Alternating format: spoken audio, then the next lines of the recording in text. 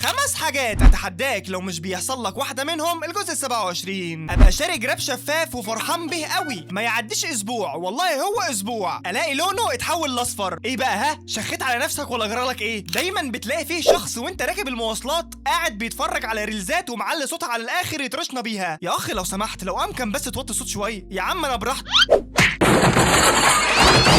خد يا واد تعالى. نعم يا تيتا. خد عيديتك اهي، بس ما تقولش لامك ان انا اديتك حاجه. حاضر يا تيتا، كل سنه وانت طيبه يا قمر. الو، ايوه يا بنتي، انا اديت لابنك 20 جنيه عيديه. ما تقولش لامك ان انا اديتك حاجه، هتاخدها مني. تعالى بص يا صاحبي، بس لو مفيش حاجه عجبتك براحتك عادي. لا والله اسف مش مهتم. ولا جرجيره، شوف الزبون اللي بعده لحد ما اخلص مع الزبون اللي دخل بارادته ده. ياه، صحيت قبل المنبه ما يرن ب5 دقايق، هنامهم بقى. هو ان شاء الله يعني يكون الكلاب والصراصير سهرانين لحد الصبح.